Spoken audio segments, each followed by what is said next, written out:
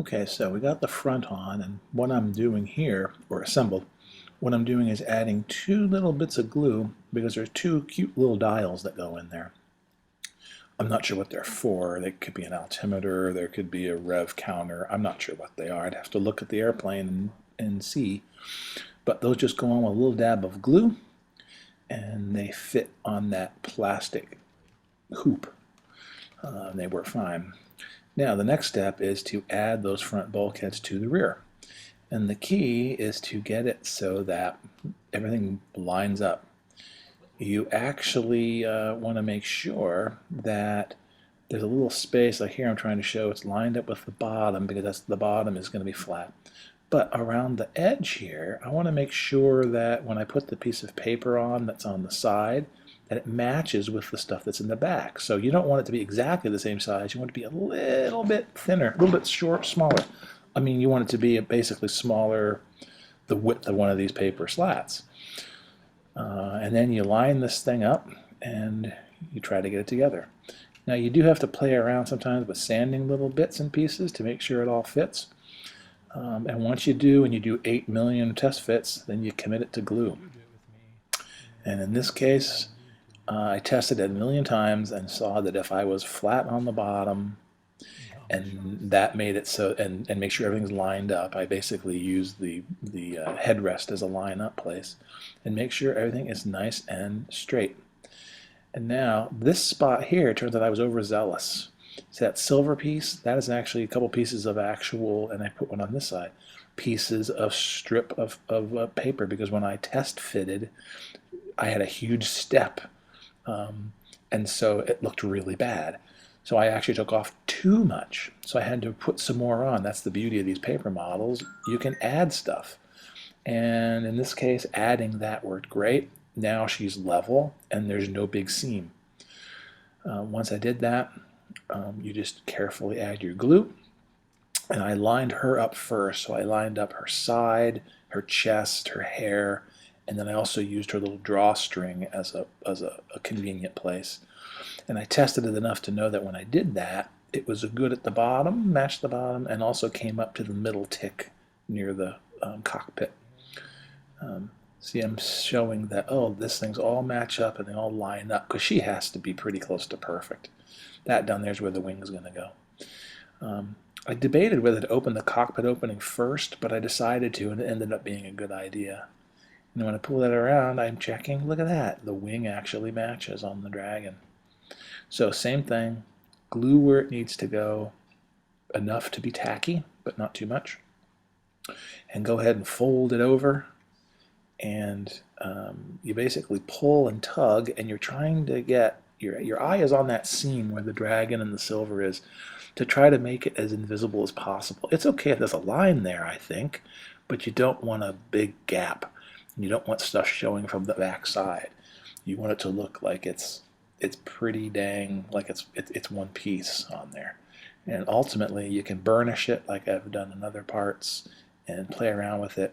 Hold it, that glue is tacky, glue it dries pretty quick, and you end up in this case with two things that are in line. Look, she's in line, she's good, she's solid, and so is the Dragon.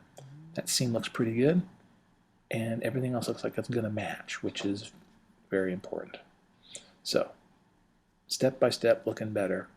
And here I take my little spoon and I burnish her a little bit. This doesn't make the seam disappear, but it does help.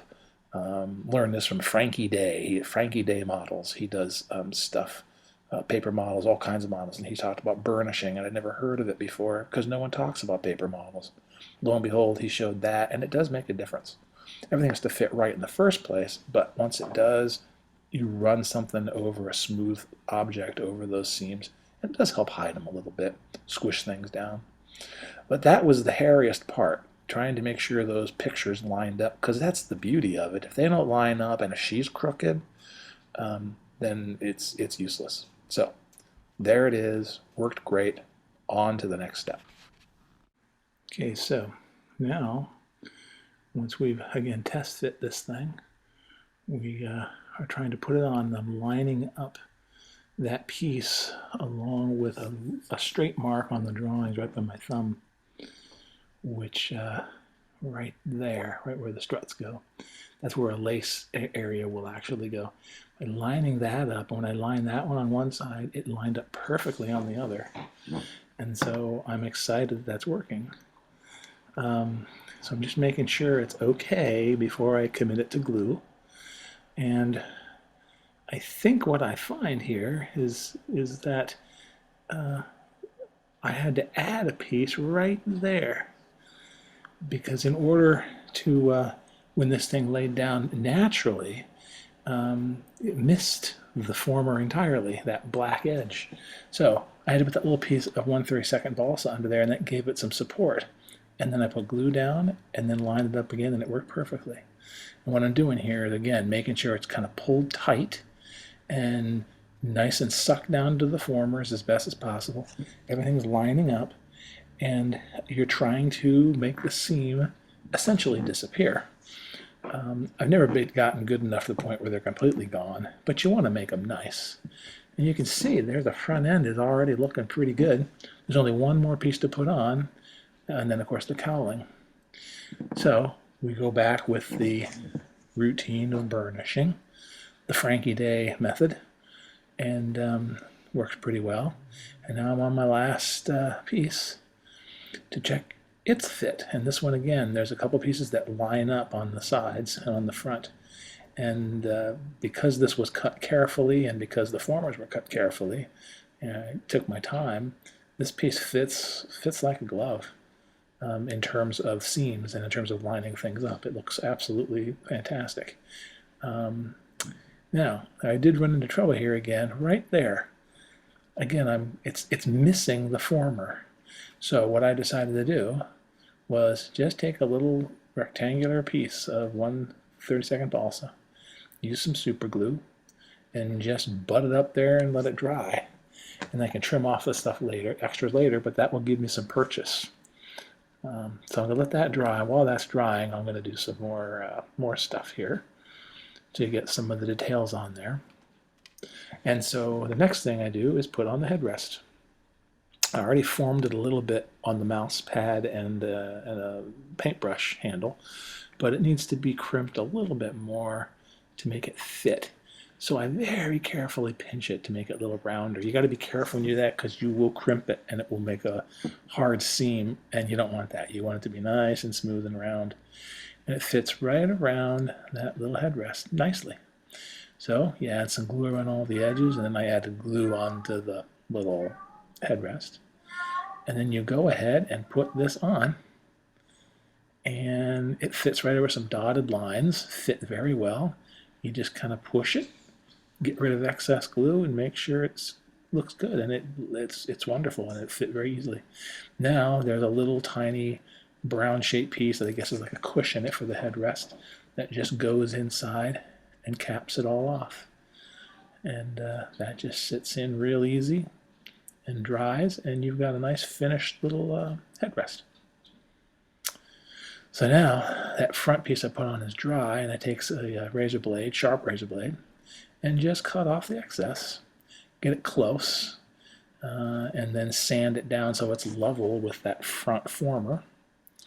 And once that happens, then I know that my piece will fit, and now it'll have a little purchase to actually glue to. So yeah, that's all that's needed. So it's nice. If you mess up, there's ways around things. Either adding little strips of paper or little bits of balsa, what have you. Again, the idea is to make the piece of paper, which again has been pre-curled, to fit kind of without glue. So again, I line them up like I test fit them, so that that strip, that light strip where the lacing is going to go, all lines up, and that lines up the other side, making sure again that the seam is butted up as tight as I can make it. The tighter, the better it will look. Again, some tricks you can do is to sand the edge of those, and that makes them thinner and they look like they disappear a bit. Keep going around. That piece lined up pretty well. It wasn't perfect, but those pieces where the struts are going to go, it looks really good. Now the engine, I didn't say, I put a piece of aluminum tubing in it, and then on the bulkhead I put a brass tube. And so when I put that on there, that makes it so I can spin my rotary engine really nice once I put the prop on. So that's just showing what'll happen.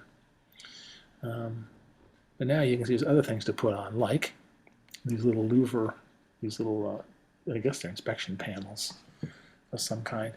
They just go right there. Now the only problem with them is they're flat, and the piece, of course, is round, curved. So what do? Well, by now you should know. You stick this in the palm of your hand, and you take a blade handle and you roll it. And look at that. It's like a little potato chip, like a little Pringles potato chip. And that makes it be basically the shape you need in order to open this thing up and get it nice and glued on. So all that's necessary then is to put some glue on there and add that all the way around and just put it on. And it'll be more soon.